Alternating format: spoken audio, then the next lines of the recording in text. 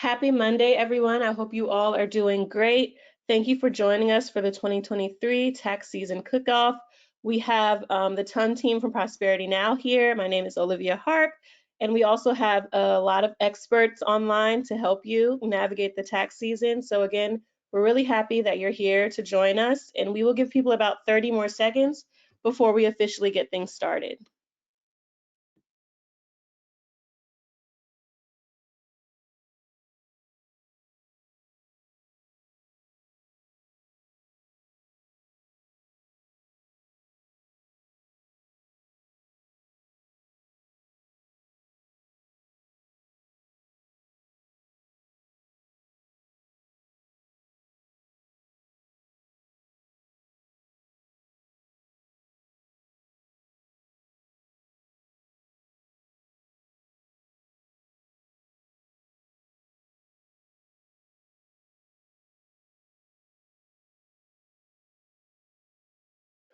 Okay, so I see we have a good amount of people joining us.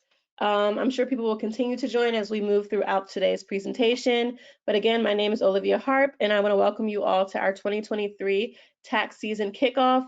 We're really happy that you joined us today. We think that you are definitely in for some great information, and you will definitely get all, if not most, of your questions answered. So thank you so much for joining, and we'll get things started.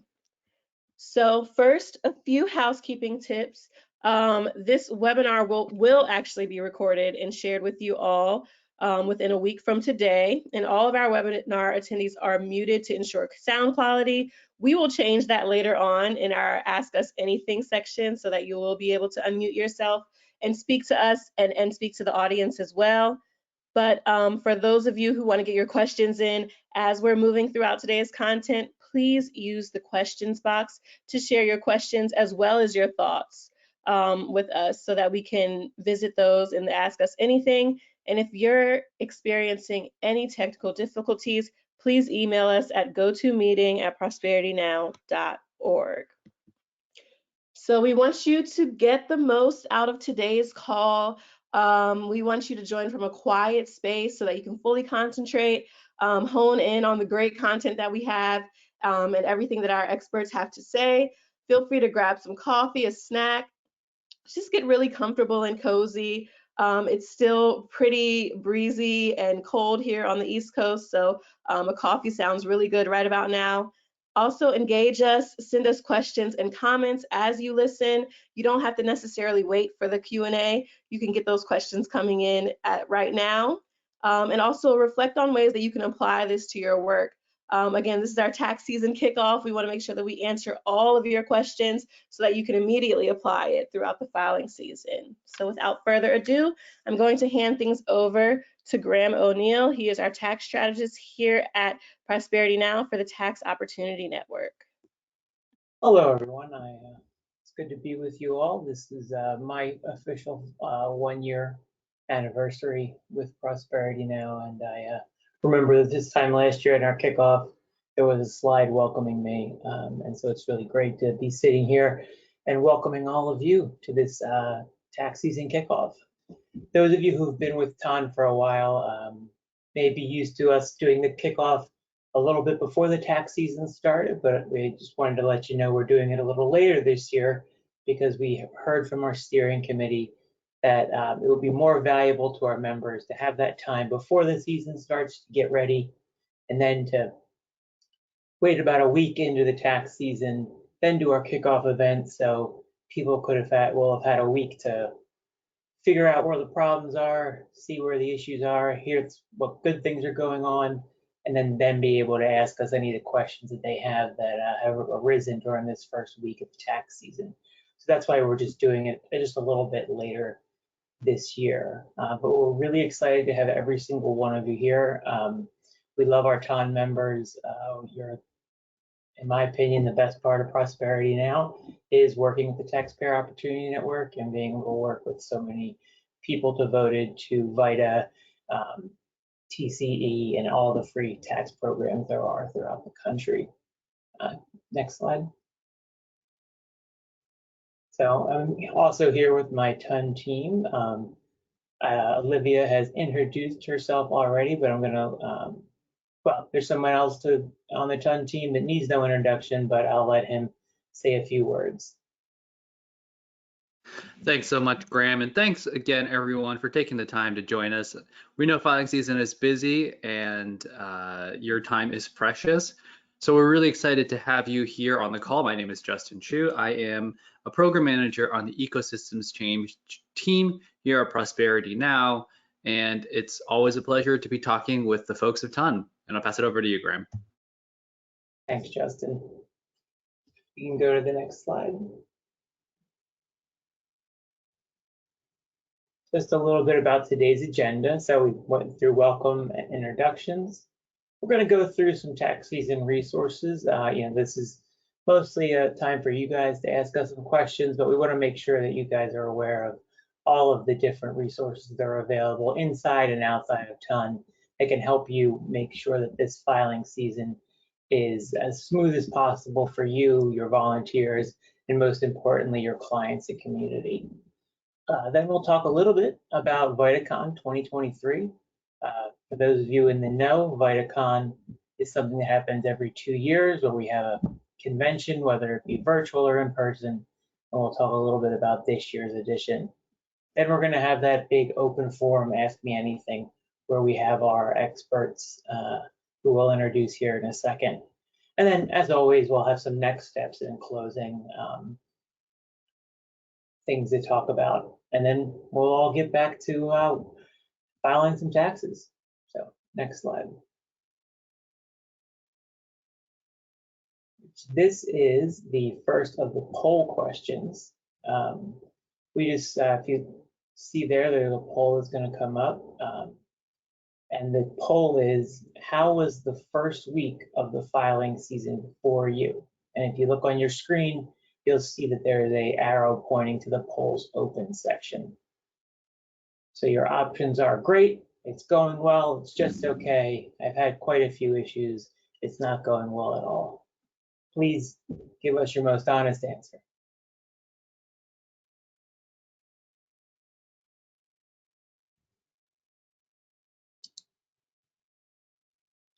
Okay, I see it's coming in. All right. Okay, so we have, see here, minimize that. We have 11% great, good 53% it's going well.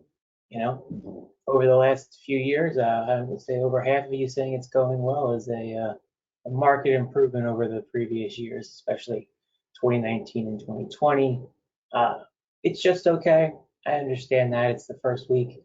I used to run a Vita site. It's that first week can always be a real doozy. I always forget a little bit how busy it can get, how long those lines can get. So I understand if it's just okay, but we also will want to hear a little bit about why it's just okay.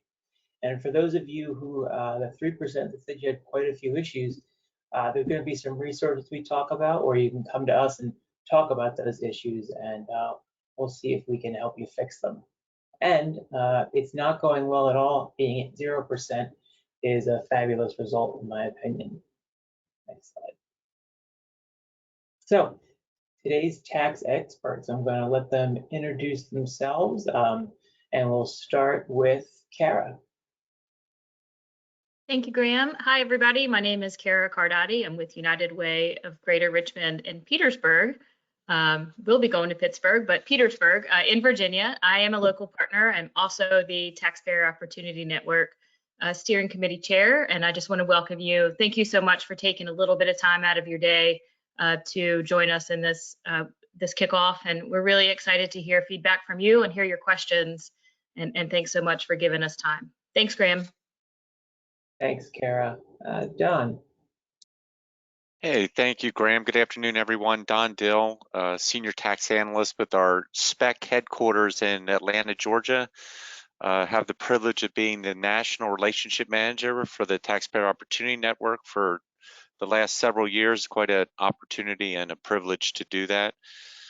Like Kara, so grateful for each of you taking your time to be with us. We know this really first full week of the season is very time consuming and demands are tremendous. So we thank you for joining. We look forward to your questions and hope we can share great information with you. So Graham, back to you. Thank you, Don, and hope you had a good evening yesterday at that football game. Next is Caleb. Hello, everybody. I'm Caleb Smith. I am a professor at the University of Minnesota Law School. I teach federal tax procedure, and I also run the Federal Tax Clinic at the University of Minnesota Law School. I also was a co-chair of the ABA, American Bar Association Tax Section, Pro Bono and Tax Clinics Committee. So I'm really here to talk about what sort of resources low-income taxpayer clinics can provide to VITA. We focus pretty much on, I always call it the other side of the coin, everything that happens basically after the tax return is filed. So audit, balance due, sometimes it's stuff that happens beforehand, I suppose, if like an individual's claimed on a return incorrectly. Just happy to answer whatever questions come up in that regard. And thanks for taking the time. And thank you, Caleb. I know SPEC, the IRS, and Taxpayer Advocate Service are really looking this year for VITA and TC organizations and LITCs to work even more collaboratively. So we'll talk a little bit about that during the resources section. Next slide, please. And I think two of the most important people on the call are our guests from TaxSlayer. And Craig, would you like to introduce yourself? Thank you, Graham, and good afternoon, everyone. As Graham stated, I'm Craig Smith with TaxSlayer. If you've been in the VITA TC community, you probably heard my voice, seen my name. I do a lot of these kind of calls, so I'm happy and eager to help address any questions that y'all may have TaxSlayer related. Thank you. And without further ado, I'll introduce Kim. Hey guys, I'm Kim from TaxSlayer. Again, like Craig, I've been on a lot of these calls. And so, thank you to Prosperity Now for inviting us to help answer some questions, because our goal is to have an excellent tax season. From our perspective, we're off to a good start. Had a lot of e-files come through already, so we're just excited to be here today. Thank you for having us. Thank you for joining us. I have to say, Kim, when I think of TaxSlayer, you are the voice that I think about. So thank you. Thank you. Okay, so an important question here is our second poll is, have you subscribed to the TaxSlayer blog? Meaning, you get updates about the TaxSlayer blog in your email box?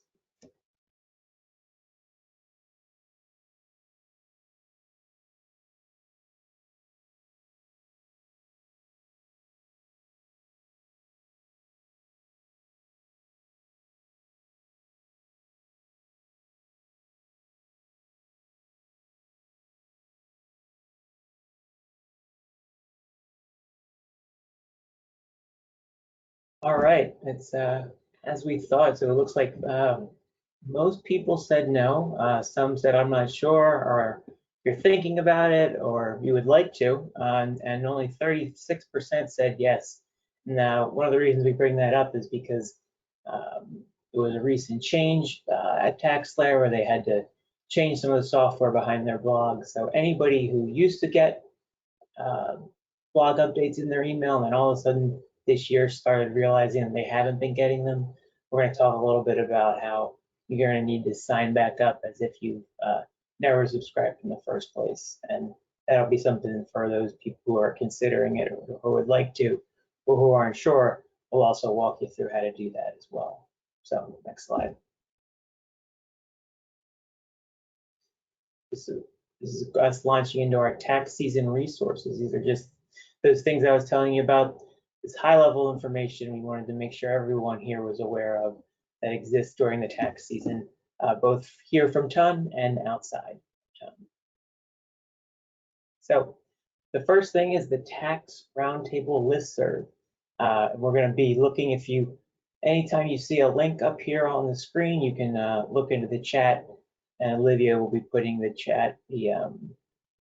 link there in the chat for you. That'll also be available when we send around the slide deck. So, Tax Roundtable Listserv. The listserv is just what it sounds like. It's an email listserv. It's basically ask me anything every day of the week, 24/7, 365 days a year.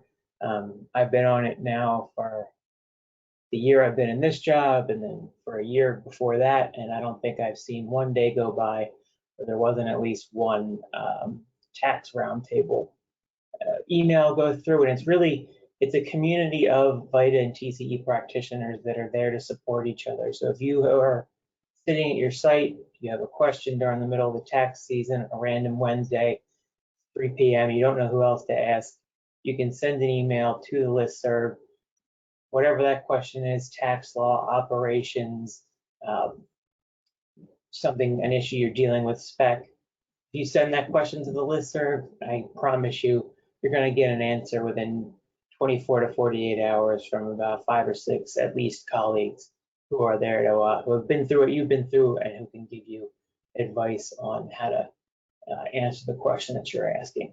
And for information on how to sign up for the Tax Roundtable, you would just click that link, and then right there, center screen, is are his instructions on how to join.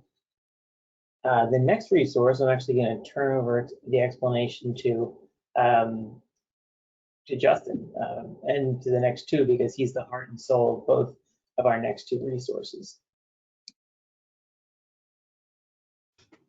Great, thanks so much, Graham. Yes, for our first one, we have the VITA Train Tax Year 2022 edition. So what we have is we have 2 separate new editions for this filing season. In addition to the 10 modular, fully adaptable tax law modules, we have the 10 modules available in Spanish, both in Latin American and Puerto Rican Spanish. So if you have any volunteers who want to learn the VITA Train and learn the ins and outs of tax law via the VITA Train, you can now direct them to the VITA Train in Spanish. In addition, we now have a Puerto Rico certification module listed on our website, which will allow you to certify in Puerto Rico returns and any preparation. That module, however, is in English only. We are currently working to get it translated into Puerto Rican Spanish to be dispersed, obviously, more effectively among the Puerto Rican Spanish-speaking population.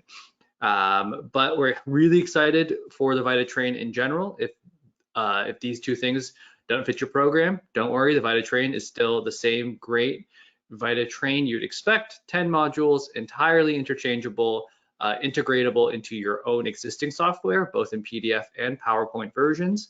It's designed, like I said, to take your volunteers from topic to topic and train them in both basic and advanced level tax law. And the second thing I want to talk about is about our TON working groups. We have 5 separate working groups. If you are a member of the listserv, I gave you a little bit of a sneak peek beforehand, but I'll be sure to share this now, which is these working groups are affinity-based working groups where you can work together with your VITA and TCE peers to share about all of the topics that really provide the foundation of strong VITA programming. So that's tax time, financial capability, volunteer management, creative service delivery, data collection, and policy advisory committee. If you're interested in joining any of these working groups, they meet either bi-monthly or quarterly. So we try to keep the actual meeting times convenient to our community tax prep folks, while making sure that we're able to get together and work asynchronously as well. So we're able to create resources and tools and potentially share out ideas to the field as needed. So if you're at all interested, please feel free to send me an email at jchu@prosperitynow.org. We're excited to have folks on board, and we're excited to spend a little time talking in our working groups. And with that, I'll pass it back over to Graham. Thank you, Justin. And I just want to let everybody know the VITA Train is the most visited website on Prosperity Now's page on Prosperity Now's website. So there's tons of VITA members using it. And I would encourage you, if your volunteers are struggling with certification in any sort of ways, take a look at the VitaTrain and see if there's something on there that you can send them to help them coach them through that certification topic. It's really a fantastic resource, as are the working groups. We're really looking for more people to join the working groups, lend their ideas, and really contribute to that body of knowledge that TON has. So the next thing I'm going to talk about is TON office hours. So for the entirety of the tax season, so from now until, I've set it until April 27th, I believe, I'm going to be hosting TON, or Taxpayer Opportunity Network, office hours. They're going to be 2 sessions every Thursday from 4 to 4:30, and then from 4:30 to 5 p.m. Eastern Standard Time. And these, you can send an invite titled TON Office Hours to my email address, which is right there, which is GONEIL@prosperitynow.org. Just make sure you put TON office hours in the invite, and in there put a description of what it is TON related, or what it is VITA, TCE, free tax prep related that you want to talk about. But really, please, I invite anyone who has a question during the tax season, no matter what it is. We did these last year. A lot of the work we worked on was helping folks get their VITA grants into their organization's bank accounts. We also would talk to people about how to start up a VITA organization, or how to expand, or how to effectively reach a particular population. So really, I hope people sign up. Again, those TON office hours are from 4 to 4:30, then 4:30 to 5 p.m. On Thursdays, and that's Eastern Time. So please don't be shy. Schedule as soon as you need. Next slide, please. So I'm going to talk a little bit about some other resources that are available, not TON resources, but just as important, and things that people should know about. So LITC, or Low Income Taxpayer Clinics, they are, just as Caleb said, they're the other side of the coin. Once we hear VITA, TCE, community tax prep, once we put in that return, any other type of issue that comes up beyond some of the more basic ones, our friends over at the Low Income Taxpayer Clinics can help us out with. So there's 2 links that are on this page. One is the first link is to the general LITC information page, which is part of the Taxpayer Advocate Services website, where it'll give you information about what the LITC program is, how they can help, who they can help, and then what they can help with, as well as ways of finding out where your local LITC organization is. But if you're a person who's been around the IRS a long time and really likes publications, Pub 4134 is the link that we have right there, and that is actually the listing in publication form, in PDF form, of every single LITC organization in the country. So if you don't want to look it up via website, you want to look it up via Pub, you can do that. But both of these are 2 different ways to learn a little bit more about what LITCs are and where you can find the local one. And I really highly encourage all of the community tax prep programs who are here today to see if you have a LITC in your community, and do your best to make the connection there so that you know where to send your clients who come back in after the tax filing season, or after they've had their return filed, accepted, and have gotten some kind of letter from the IRS. The Low Income Taxpayer Clinic in your area is where you're going to want to go. Also, here's the link to the Taxpayer Advocate Service website in general.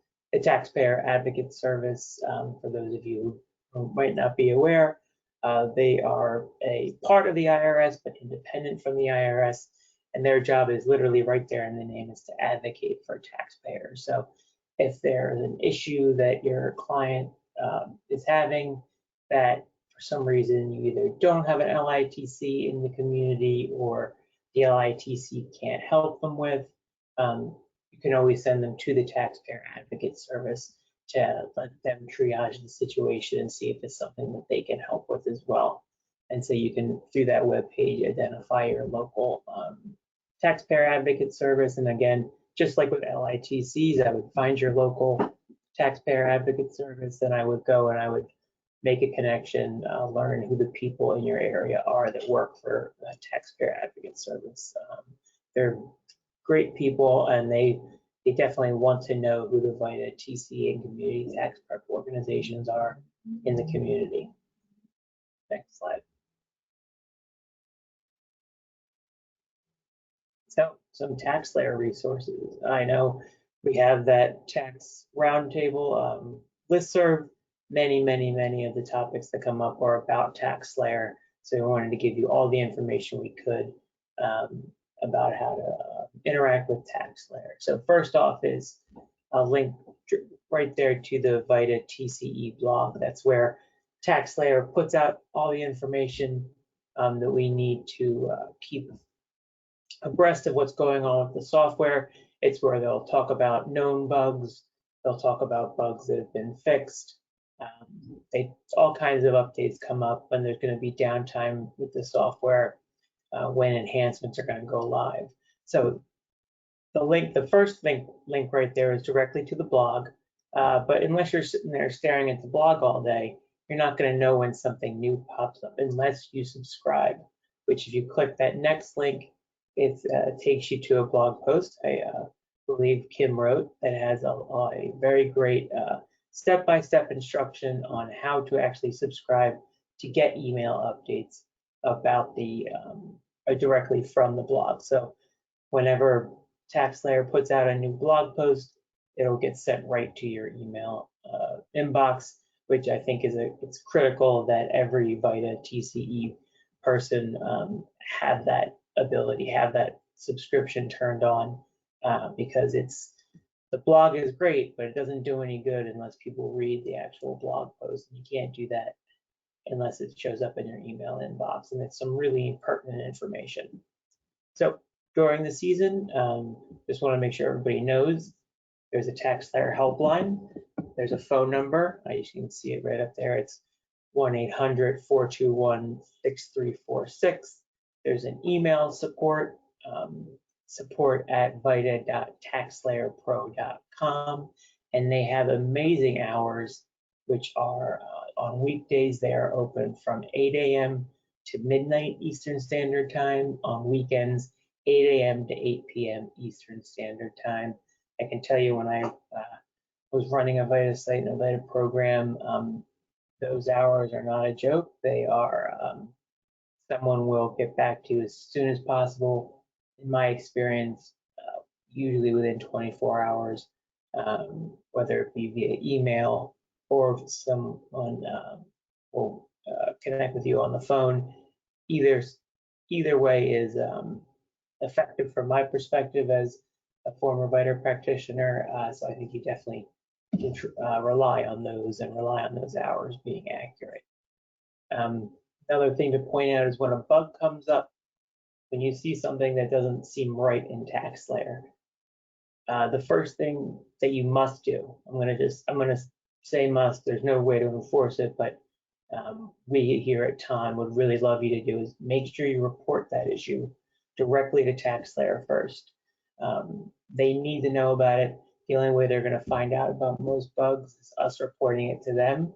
So get that line in, send it via email, call it in, they'll give you an issue number, and that way you can track the issue that you have.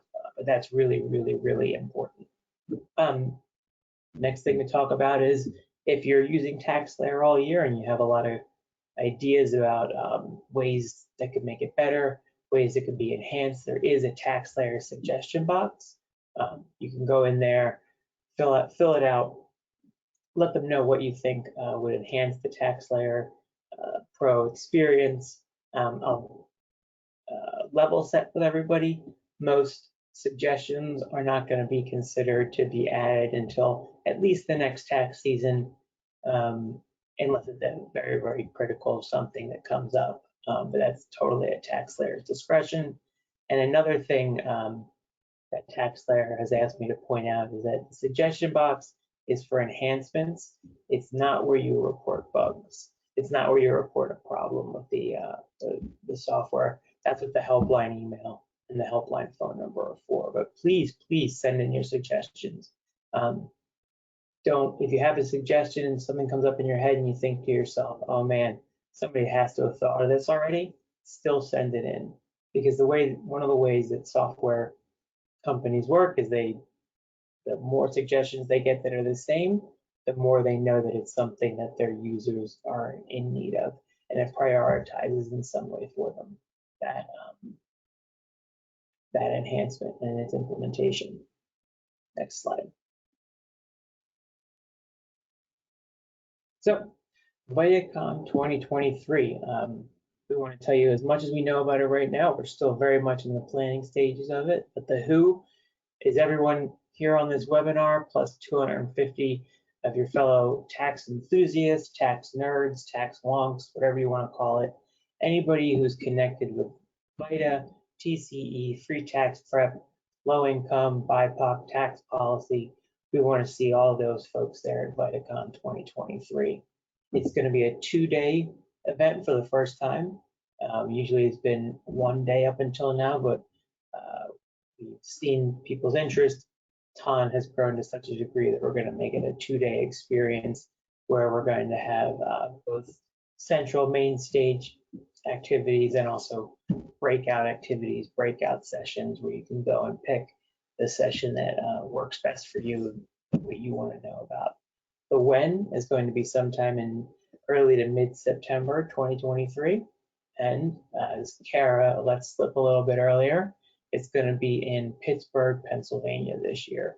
And our hosts are going to be Just Harvest. I don't know if Just Harvest, if anybody's on the webinar from there, but they're going to be our VITA hosts. We're also working with the United Way of Southwestern Pennsylvania to help fundraise and organize the event on the ground. And we're very grateful to both of those partners. Next slide. So the next slide is actually going to be the Q&A section of the event, and it's going to be moderated by Justin, so I'll turn it over to him. Up there, Graham. And yes, now we are moving on to the Q&A section of today's conversation. So what I would encourage you to do is really just ask us anything. You'll see here on the next slide, really it is ask us anything. So while you're typing in questions into the chat box, what you can do is on the next slide, there's some instructions to get yourself unmuted and really joining the conversation verbally, which we're always excited to hear the voices of the folks here on the line. So what you can do is you can select the phone audio and dial using your audio pin. So this is really important if you're on the phone, joining us via your cell phone to use the audio pin. If you're joining us from the computer audio, just make sure that the microphone you're using is connected to a proper channel and making sure that we're not getting too much background noise. But if you want to be unmuted, what we're going to do is you can click the raise hand icon on your screen, and then as you raise your hand, I will call on you, I'll unmute you, and you can share your questions here with our wonderful guests on the line. So while we wait for these questions to come in, I think I really want to spend some time talking to the folks here on the call just about, any things that they are expecting. I'm here from all the panelists. Any big things that they're anticipating that might be hurdles that would be useful for folks here on the call to learn a little bit more about?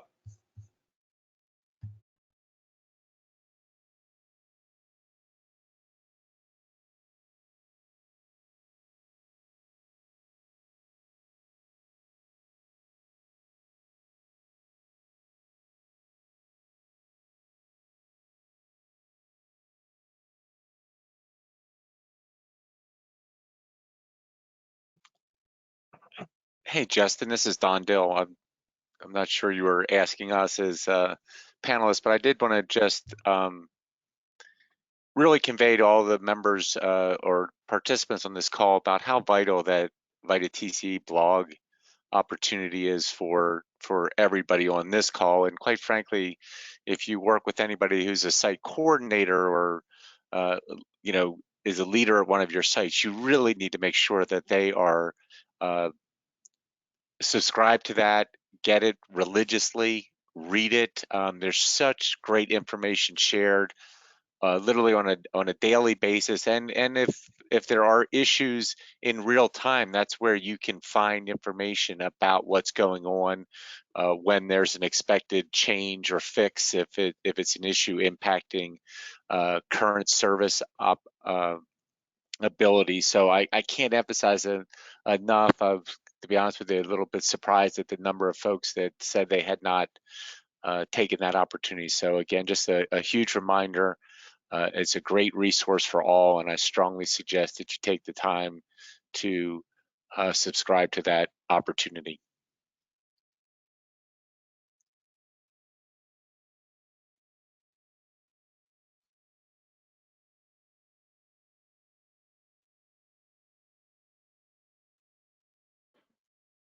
Hi, this is Kara Cardati. I just wanted to jump in from the field perspective in a just another invaluable resource. And Don, thanks for reminding everybody to join that blog. I'll do the same with the roundtable, especially if you're coming from a newer program. So many of you guys gave your time today to join us because I think you were interested in hearing what others were having to say, what challenges folks were facing.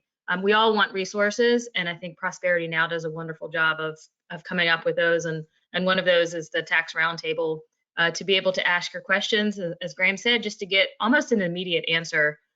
You'll see folks that are very active, give great information. I feel like they're all willing to be reached out to if you have, you want a deeper dive into something. I know I've taken advantage of that many times, and I think that's just what's so great about the field. Everybody's so willing to share their time and resources to make each of our own programs a little bit better. So I think that that's really amazing. So please find a buddy, reach out to someone if you need help, or come visit the office hours that Graham will be doing. I think that's just a great opportunity to meet someone new. Even if you can't stay the whole time, just pop in for a little bit.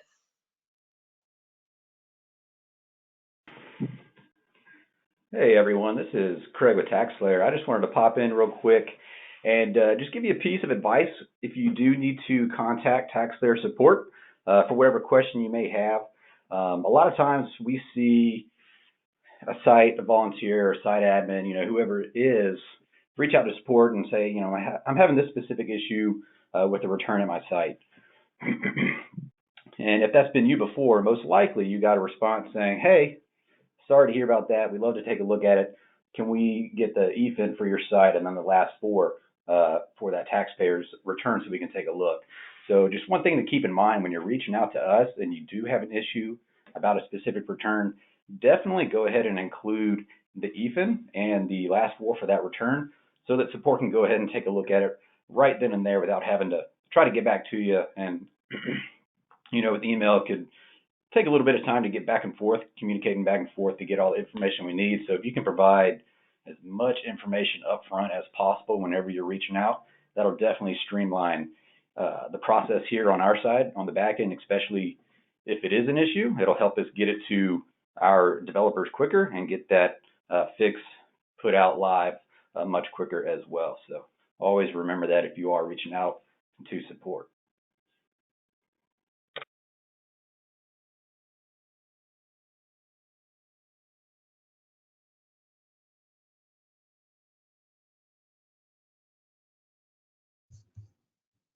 Thanks so much for those words of wisdom, everyone. I'm going to go to our first question from Martha L. on the line. So Martha, I'm going to unmute you, and now you'll have to unmute yourself and join us on the conversation. So Martha, if you're able to, we'd love to hear what you have to say. Can you hear me? Yes, I can.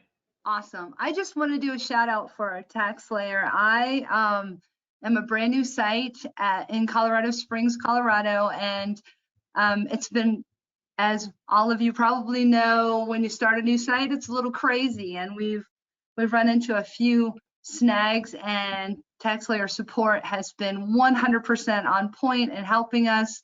And the turnaround time was amazing. So thank you, thank you, thank you.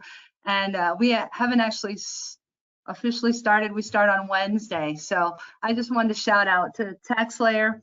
Thank you so much. Great. Thanks so much, Martha. And now we will take it over to another question regarding TaxSlayer. And this question is from Susan, which is there a place to see all open TaxSlayer issues, including stuff that has not been raised to the blog? Is there a way to see, anything that's still outstanding?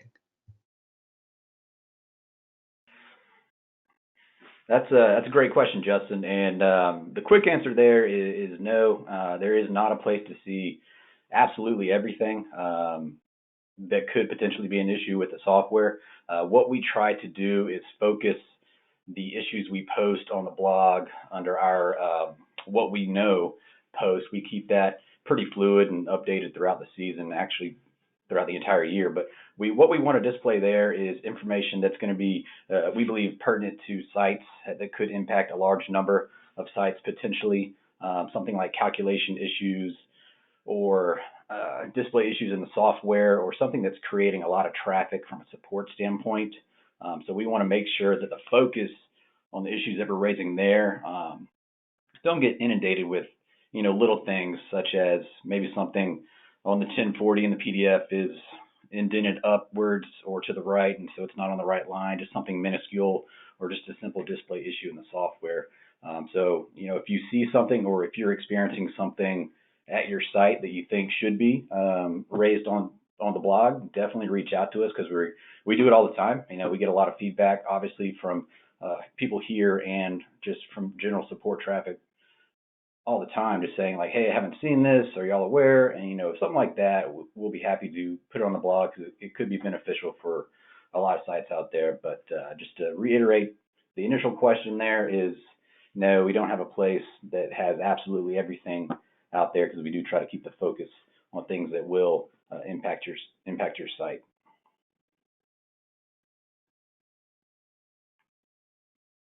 Great. Thank you so much, Craig. I think that's really helpful to hear, especially as we, deal with hopefully a small number of issues that crop up throughout the filing season on TaxSlayer. This is a question I would level towards Kara, which is level towards Kara and actually Graham, which is, what are some resources available to people starting a new VITA site? This is from Adriana. And I'm curious, as from your perspective, starting from scratch, where would you go for your resources? Thanks, Justin. I'll just jump in. This is Kara. From the point of view of, and I'm not really sure if it's from the cultivation of like how to get customers coming into the site, or just resources to help maybe answer some of your questions while you're at the site. So I'll say, just from the point of view of trying to get customers interested and letting people know that your services are there, try to take advantage of as many kind of community resources as you can. If you have a flyer, or develop a flyer that just kind of simply talks about what you're offering, when you're offering it, to be able to connect with community partners, to be able to spread the word about the services that are available, so that they can share if you're not one that's doing direct service. Certainly from the point of view of trying to connect with some neighborhood groups and other things, I think that's also helpful in spreading the word. If you're really more so talking about the resources when you're kind of really in the weeds at the site, I think we've talked about some of the things that you can ask your fellow colleagues connected through the listserv and things like that. And I'm actually kind of reaching for my 4012 publication. One of the things that was so helpful to me, if I had more tax law related questions that I really wasn't quite sure if I was interpreting the 4012 resource guide properly, or really just had some additional questions, definitely, if you didn't know, on the back of the 4012, the VITA TCE hotline. This is specifically, I'll say, for volunteers only to use, but If you have more of a tax law related question, that hotline is there. I've used it many times myself. It's open now and will be open through April 18th, and that's a Monday through Friday, 7 a.m. to 7 p.m. And again, it's a backdoor way for site coordinators or volunteers to get connected to ask questions. Very helpful. If you run into any software glitches, TaxSlayer is always there, that support line. They're very responsive and have great hours too. Yeah, I'll just jump in real quick too. This is Graham again. I'd say TON, we here at TON, the Taxpayer Opportunity Network, Prosperity Now, we are our main mission is to be a resource, for all vital and TCE programs, but specifically for those that are starting out, because we know that it can be a hard road to start out a new site, lots of stuff to navigate. I see you added things about ensuring you're staying in compliance. One, I just want to make sure I mention it. Your relationship manager should be a good person to go to and make sure that you have conversations with them about anything you're worried about in terms of compliance. And then also, please just schedule some time during those office hours, and we'll be able to go over any questions you have and point you in the right direction about where you need to go to stay in compliance and any other questions you have.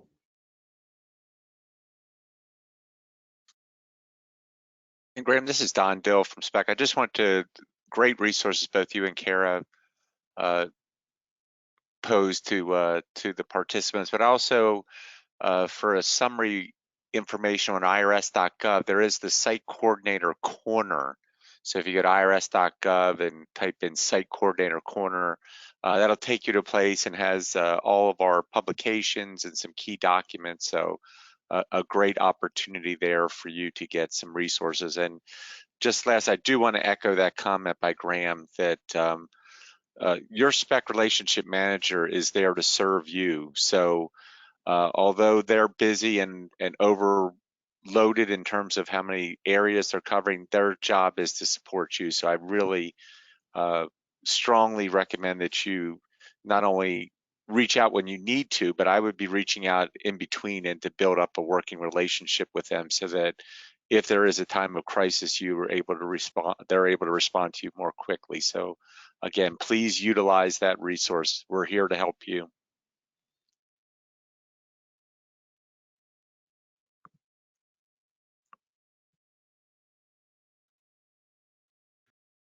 Thanks, the three of you, for chiming in. I think getting started is a difficult task, and we're always excited to have more VITA programs enter into the fold and provide this critical service, but that can be very daunting, very challenging to get started from square one. So there are plenty of resources to help you along the way, and I would also offer you being here is a great resource. You're in a community with a lot of folks who care about this level of tax prep and the VITA and TCE sides of the house. So we highly encourage you to stay involved and stay active in everything that TON is able to provide, and that will be your primary guide for that peer-to-peer interaction as you deal with the ups and downs of your first few filing seasons. We're seeing here something that's really cropped up in the question box, which I'm trying to summarize here, which is really about ways to efficiently explain to clients why their refund is going to be lower, right? When it comes to the smaller CTC benefit being reverted, as well as the EITC age limit also being reverted. What are ways in which tax programs can communicate to clients why they'll be seeing a much lower amount on that refund this year as compared to last?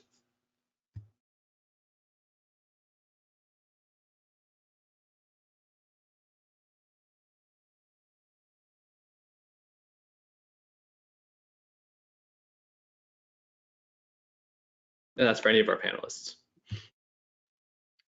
Hi, this is Kara. I'll just jump in. I haven't had to do this yet at the site that I oversee is our virtual site, and I know it's going to come up quite frequently. Justin, as you mentioned, just with the so many different changes between tax year 2021 and 2022, I think the biggest helpful thing that we can do when we're asked that question is being able to look at that prior year return as a jumping off point. You know, if we don't have that prior year return, hopefully they're a returning customer and we'll be able to do the comparison, and we can really see that the differences and kind of highlight some of those changes. You know, identify how old they are. If they were part of the expanded EITC last year and the rules have gone back, that may be one of the reasons. Obviously, the changes in the child tax credit, but I always like to look at the return from last year as a starting off point for sure.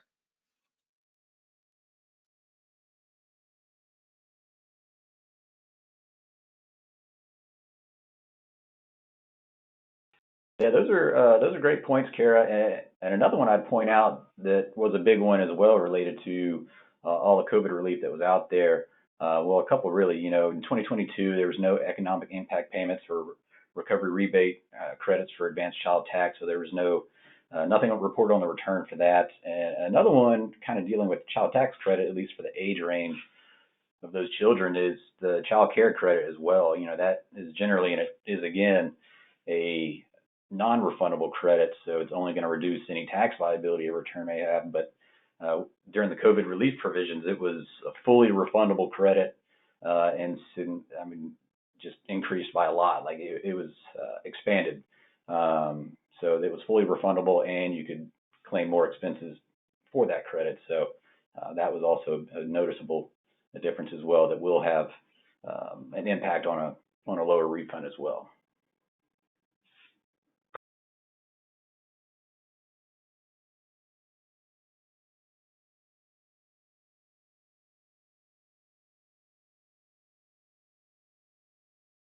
All right, thank you, Kara and Craig, for sharing your thoughts. I have a question here, actually. Looking at our registration results. Thank you for everyone here who submitted your thoughts directly into the registration. We do check these to find, you know, other themes and panelists. So next time you register and next time you complete one of our surveys, please feel free to be as honest and open as possible so we're able to get a sense of what's going on in the new year. And this one's for Caleb, and this is more so just about the overall ways in which VITA can integrate with LITCs. I know it's a very large topic, but if you could, in your own words, provide some general ways in which VITAs and LITCs can really interface and make things easier for each other. Sure thing. Yeah, so I mean, the first not really earth-shattering advice I'd give is get to know your LITC attorney, basically. When you have a knowledge of who they are and they know who you are, it's just so much easier for the referral process or for research on things. A lot of LITCs, like the one that I work at, are housed in a law school, and they have access to a lot of resources for questions that come up on legal issues. You know, most of the, so I do VITA as well. I prepare, or actually I review, and most of the returns are usually pretty straightforward, but sometimes you'll get some stuff that's interesting that you just like some research on. So if you have a direct relationship with your LITC, it's just so much easier to reach out to them on little things, but also to think of them when there are ways that they can add value. And the biggest ways I think LITCs can add value, from my experience, is if the client owes, that's usually a big thing. Again, I come from a VITA background. I think I've been doing VITA for about 12 or 13 years now. And the biggest issue I've seen with the training is, you know, what to do if a client owes balance due, and the advice is along the lines of advise them to pay whatever they can and then call the IRS and try to set up a payment plan or whatever it might be. And that doesn't sit well with a lot of people. When you owe, a lot of times you can't afford to pay anything if you're low income. And the big part of what LITCs do is help people in collection issues. So I think that is one easy way of LITCs providing value. Another two quick ones I'll go over. One is just literally anytime the client has a letter from the IRS, which I believe is a checklist item on the intake form that the IRS has. Sometimes letters are fairly inconsequential, but sometimes it matters a lot, and LITCs are trained to basically understand where that is in the process. The third one that I will make a pitch for is if you have a client that is due a refund, but they aren't particularly excited about it, and they say something along the lines of, well, the IRS is just going to take it anyway, meaning that they owe back taxes. There is a process that is kind of under the radar, in my opinion, but exists. The Internal Revenue Service has it within their manual, called an offset bypass refund, where even if you owe back taxes, you can sometimes still get a present year refund if you can prove essentially that you really need it or you'll face economic hardship. Being aware of these things and being aware and in good communication with your LITC really is the way to add value for the small minority, I'd say, of clients that have these issues come up, but where you do really want to help somebody because they tend to be the most in need because they're, owe back taxes and they can't afford it. So that's my general kind of rambling advice.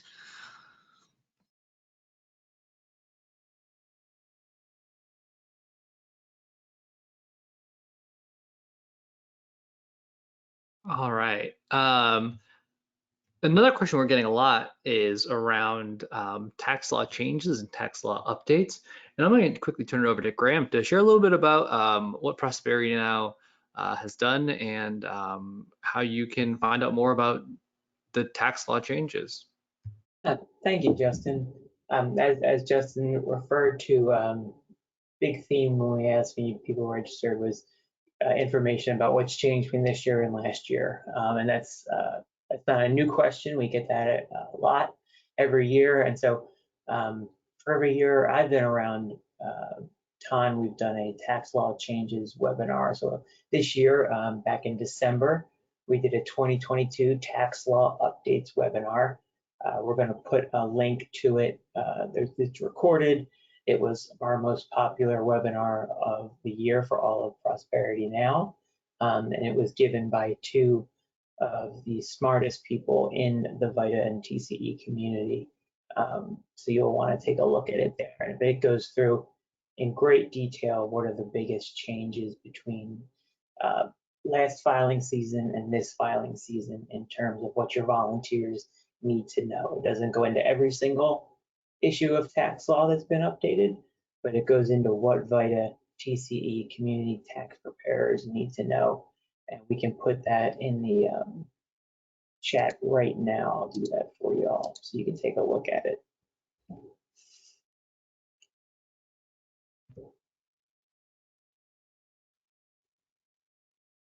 Thanks so much, Graham. We have this question here from Carla, which is a reference to what you were referencing, Caleb, which is in that last situation where the taxpayer really needed the refund, should the site transmit the return before the referral to the LITC? Great question, Carla. So this is where things get into the weeds. You don't want to, so it's tricky. You do not want to send the return electronically and then have them go to the clinic, the LITC, to try to fix it after the fact, because the way that the rules work with the IRS is once the offset has happened, so once you file the return and once the IRS has taken that refund, you can't undo it. And they do that pretty quickly. And it's usually too quick of a time frame for the LITC to try to step in and work with the IRS in the interim to issue the refund. So what I would recommend is a best practice. And again, this is where it really helps to know the LITC, is when the person says, oh, they're just going to take my refund, and you determine that they might be a good candidate for an offset bypass refund. You think, oh, I really want to try to help them. You don't electronically send the return yet. You put a pause on it, and you have them talk to the LITC first so that they can figure it out, because the key is you have to request the offset bypass refund prior to the money being taken. And usually you do that with the taxpayer advocate service that you referenced earlier, but it's especially tricky, in the pandemic era to get a hold of people and do things quickly with the IRS, and you just can't undo it once the refund is taken. So great question.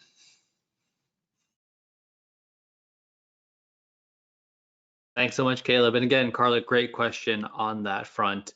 I know that Graham, you were recently on an LITC and VITA/TCE collaboration. Graham, do you want to speak a little bit more about that? Sure. So like I said earlier, VITA and LITC, Taxpayer Advocate, they're organizationally working very hard to make sure that they collaborate more fully. But just so I wanted to give some people some examples of what I did when I was working at a VITA site here in Philadelphia.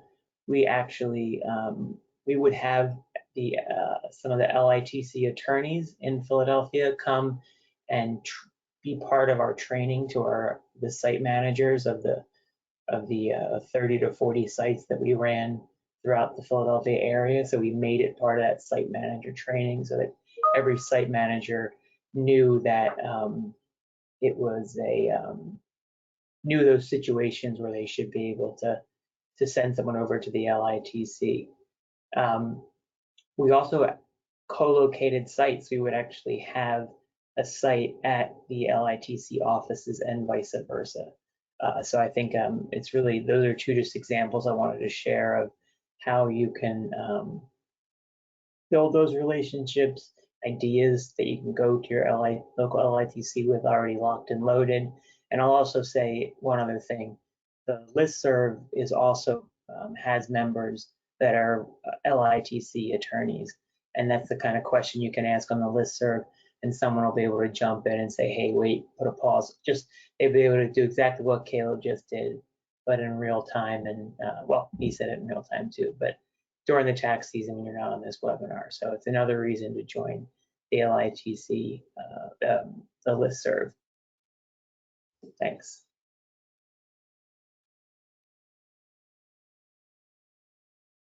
Thanks so much, Graham. And I have another question here in from the question box, which is regarding the overall split of volunteers returning versus new. Obviously, Kara, this one's probably devoted to you from a field-based perspective. Obviously, you're speaking from your site only, but I'm curious if you have a sort of pulse check for new versus returning volunteers, especially as sites transition more to an in-person perspective. Thanks, Justin. I'll speak from our coalition. So we are part of a coalition that has 12 physical site locations, partnerships in our footprint, and we also have one virtual site. Our United Way is the kind of landing space for volunteers coming in, and we've seen a lot of interest from what we would classify new volunteers expressing an interest. We did some collaboration with our marketing team this year and put some blurbs out in our newsletters that went out to our larger corporate partners base, and really saw a lot of interest there. We also run a virtual site, and we accept volunteers that work remotely to support that site, and have been working with the IRS this year on volunteer matching. And we've seen a number of volunteers interested in the virtual volunteer role. I will say we focus primarily on our returning volunteers when we kick off our recruitment efforts, trying to get back as many of those as we can to support our sites. And we've seen some good luck there. I think it has been really challenging over the last several years with the pandemic and getting folks comfortable coming out to our physical locations, and we're no different than that. So I'm pleasantly optimistic as we kick off the season, really for us this week, that we'll be seeing a good mix of new and returning. I think that's a great collaboration. That's a neat part about VITA, having our experienced volunteers providing support to the new ones, because it really is a lot of hands-on training that happens. So shout out to all the site coordinators that are really working hard to get the volunteers up and running.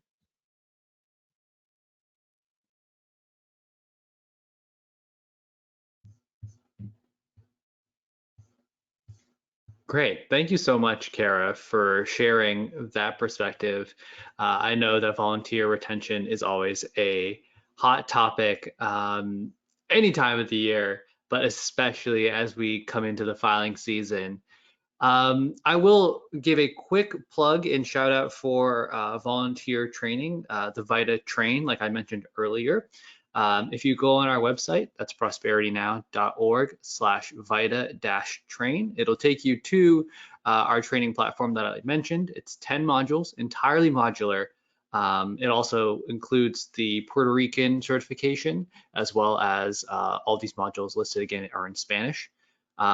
Basically, this is the way for you to train those volunteers who come into the site potentially later in the filing season, this week or maybe even the following 2 weeks from now, who are excited and really want to learn and really want to be a part of that VITA experience, but may be a little bit later, right? So you might not have the training capacity, so to speak. You might be really digging deep into the filing season. The VITA Train is a great tool, as we've heard from a lot of different sites, for training those later volunteers. So in the next 2 weeks, if you get new volunteers, you should keep that in mind. I am curious to hear a little bit about what TaxSlayer and the IRS are hearing in regards to digital assets. This was a big topic in the registration, in the chat box here, as well as in our previous tax law updates webinar. If there's a perspective regarding digital assets and those digital assets limits for eligibility on VITA.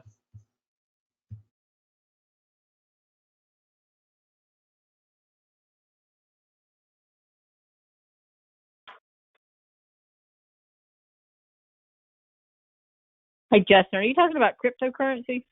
I am. I was. It was written down as digital assets limits, but yes, cryptocurrency. Don, that was yours. Justin, I'm sorry. I'll have to. I don't want to just speak off the top of my head. I want to make sure I get the right answer. I'm pretty sure to say, for people to take away from here, if people have transactions of selling cryptocurrency, they're going to be out of scope. The bigger issue if somebody's just holding cryptocurrency and has had no transactions, of whether that is still within scope. But the part where there are transactions of selling, particularly, which then becomes a potential taxable item, becomes challenging. But we'll get some more information included with some of the follow-up information to this session.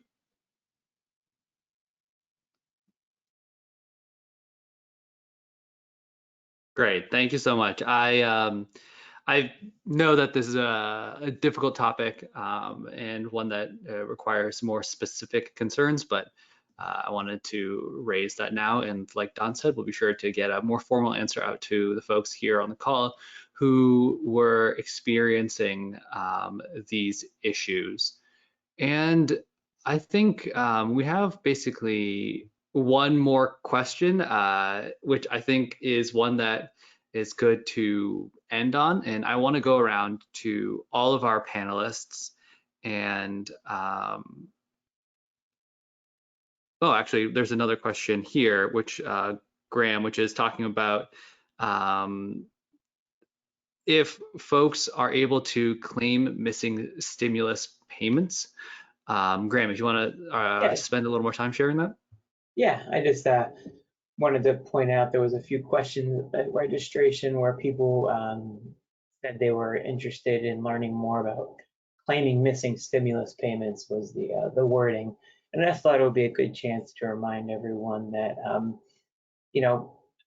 CTC has become what it was in previous years. It's no longer expanded. There is no stimulus payments this year, but it's, especially for those people that are looking to grow the number of returns they're doing, reach people, hard to reach populations.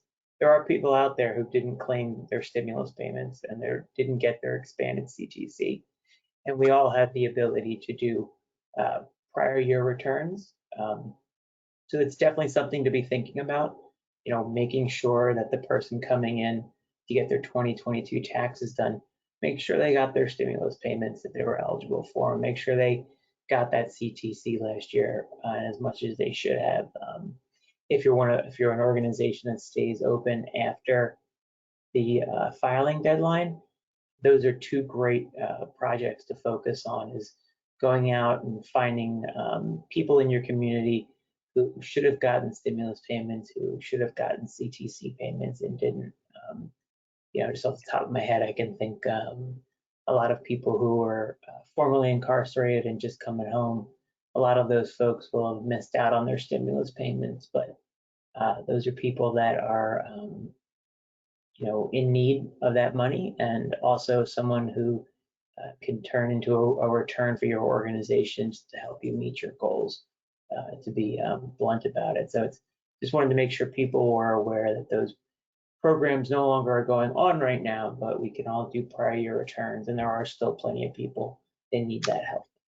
Hey there, this is Caleb. I just want to quickly chime in on that. If the issue is a little different, and it isn't just that they didn't claim it, but that the IRS has in their records a payment being issued or received, but the client contests that, maybe the check went somewhere else, maybe they lost it, whatever it might be, that's something that LITCs help with all the time, because what's going to happen is you're going to file the return helping them claim it, but it's going to get instantly basically audited, math errors, technically what's going to happen. And low-income taxpayer clinics help with that all the time. Sometimes it requires filing refund suit in district court. Sometimes it's a lot easier, but in any event, it's the kind of thing when you get to that controversy stage that an LITC can assist with.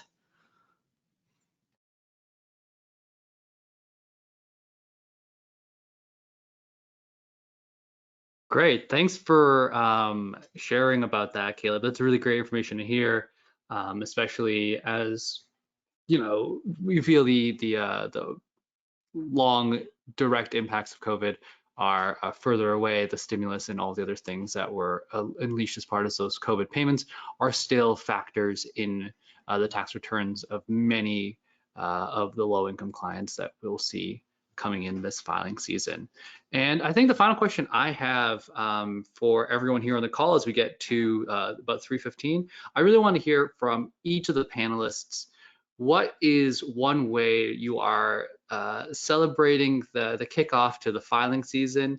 I'm just asking because I know for me, this is my 7th filing season, and they can all feel very humdrum at the beginning. So I want to hear if there's a little enthusiasm for the filing season upcoming that you would like to share. And again, this is for all of the panelists to share something they're really looking forward to when it comes to this filing season.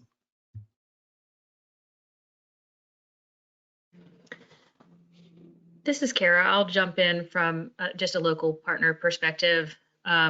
This overall, I think this is my 8th filing season as a program director, but maybe a lot more than that from the FIDA field perspective. And Justin, I feel like you're right. We don't want to take that for granted. I'm really looking forward to actually getting out to some of our sites, visiting, because that's where all the energy is. Our sites are really great. And just being able to see people, see how excited they are to come in person and really get back into the community, and just getting out there and saying thank you to our site coordinators that are doing the lion's share of the work at the individual locations, and really just trying new partnerships and collaborations. I mean, I think that that's really key. Looking forward to kind of celebrating the work and celebrating our partners as well.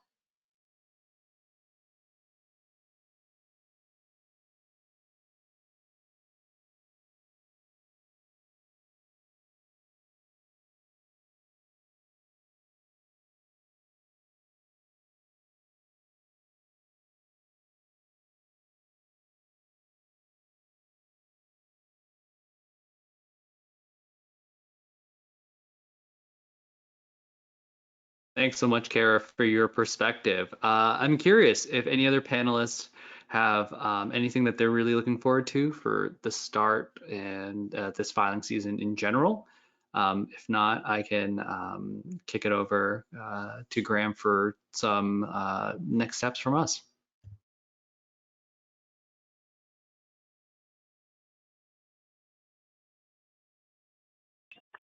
Hey, it's Kim from TaxSlayer. You know, we're just really excited about, partnering with everybody and super excited about this upcoming tax season. And again, one of the things I really want to stress that Justin and Graham have both said throughout this presentation is to sign up for the blog. We do post a lot of stuff, great information up there. Sometimes we just post some fun stuff up there. But we do have a new feature this year. So for those of you that are not in the 36% that have signed up for the blog, if I really need to get something in your face, it will be on your welcome screen and it will be there every time you log in. So until we can get back to where we have the tens of thousands of subscribers, we're going to use that, when we need to. You've seen us use it a couple of times this season already.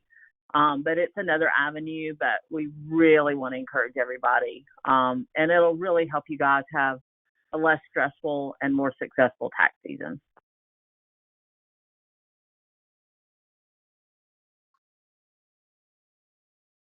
And Justin, this is Don Dill again from Spec. And again, like both Kara and Kim, we're very excited about the season. We're thrilled really to get back out into sites, and I know my colleagues from Spec should be out visiting your sites. And again, just to plug to you, when they come out, they're going to do a little bit of site review because, well, we're from the IRS and we do compliance a part of our DNA. But I also highly recommend that you interact with them and ask for them to provide you suggestions on how you can do things different, maybe more efficiently, more effectively. Again, our relationship managers are here to help you. So don't feel like they're just coming out to audit you.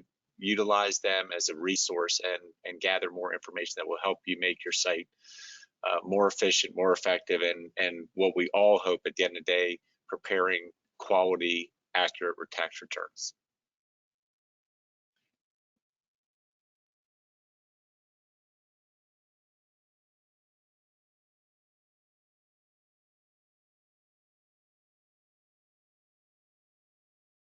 Thank you so much, both of you, for sharing your thoughts. I will definitely take away, Kim, your 4 words, which are less stress, more success. I think we all want to manifest that this filing season coming up.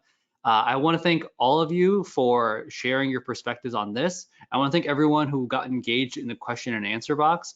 I know we had to sort of bundle a lot of these questions together, but we do really appreciate you for staying involved and staying engaged. If you have any questions, you can always, again, reach out to us here at the Prosperity Now team. Since you are part of the TON network, we're always happy to hear your perspectives going forward. But in the meantime, I'm going to kick it over to Graham, who can close us out and take us with next steps and what you can expect from TON and all of the work going forward. Graham? Thanks so much. Yeah, as Justin said, we appreciate all of you being here. We appreciate you being engaged, and think the thing that I look forward to the most over the course of the tax season is people, the TON members, staying engaged, and when issues come up, reaching out to us here at TON, and making sure that we're aware of them so that we can both help you and all of the other folks out there in the community that can benefit from the answer to your question that they're going through as well. So in terms of next steps, just everybody remember, FIDACON 2023 is going to be coming up in September. Try to mark that off at Pittsburgh. You're definitely going to want to be there. Please join the listserv. We put the listserv email right there in front of you one more time to make sure that you join the listserv, and spread the word about our the organization TON. It's open to anybody.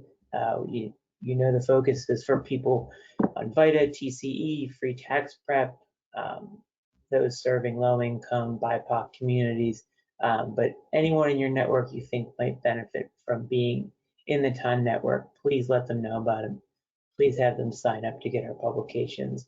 And then just before I say goodbye to everyone and thank you one more time, I just want to say, please, there's going to be a survey at the end of this. We need everyone to fill that out for us so we know if we're doing a good job, if these things are, these programs are answering your questions, if they're meeting your needs, and what we can do better. So please, please, please take that survey, and we would all really appreciate it if you did that. And with that, I'll say one more thank you, and please don't hesitate to reach out for those office hours or in general.